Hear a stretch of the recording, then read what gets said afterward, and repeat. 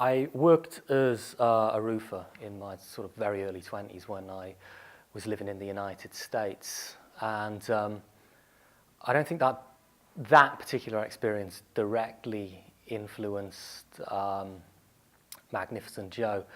But when I moved back to the UK from that time, I worked as a labourer on British building sites. And that experience, struck me in a way where things stuck in my head, and I think part of that was to do with the contrast between working as a roofer in the United States and how I felt there, and how different it felt to do a similar kind of manual job in the United Kingdom. Now,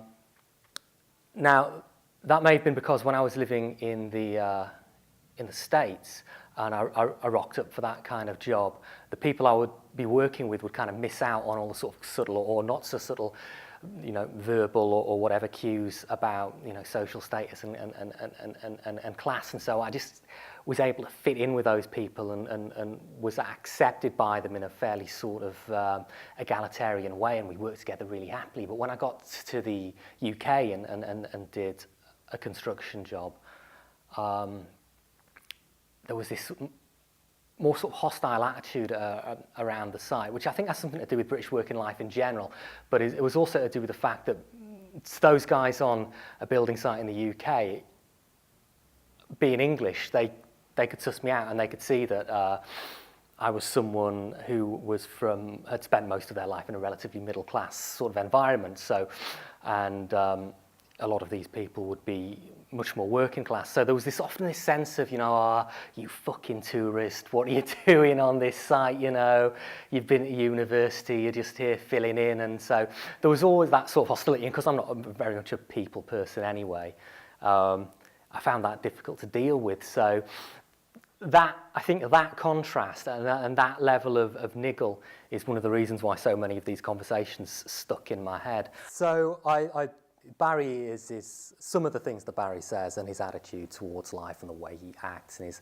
constant negativity and hostility, it comes from things I overheard working on building sites, and in particular a guy I used to work with who was extremely racist, virulently so, and would sit behind me in the cabin at lunchtime coming out with these racist screeds, epithets left, right and centre, and carrying on even though he could see that it was annoying me. I'd be sat there drumming, my fingers on the desk, getting more and more tense as I listened to this, and sometimes I just wanted to turn around and punch him.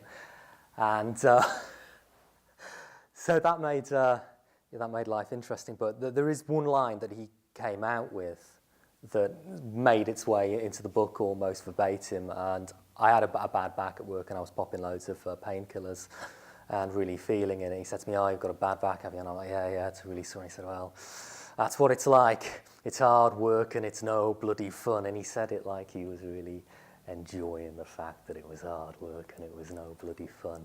And I wanted to capture that kind of attitude and put it into the character of Barry in the book. And there were a lot of other people on the site who worked diligently. They had that kind of competence, that steady approach of men with trades who know what they're doing. And I wanted to get that sort of working practice into the novel as well. So the way I watched them work, with that kind of concentration of someone who's doing something, skilled manual work has, and so I wrote that in when I was writing about what the guys were doing on the site in the book. The best is that I saw on that site. I think probably the best would perhaps more be embodied in the character of Jeff in Magnificent Joe, who's much more sort of laid back and jokey, and seems to just enjoy life a bit more, because of course, most people do and enjoy life. The building sites aren't full of people like Barry. He's the exception rather than the rule.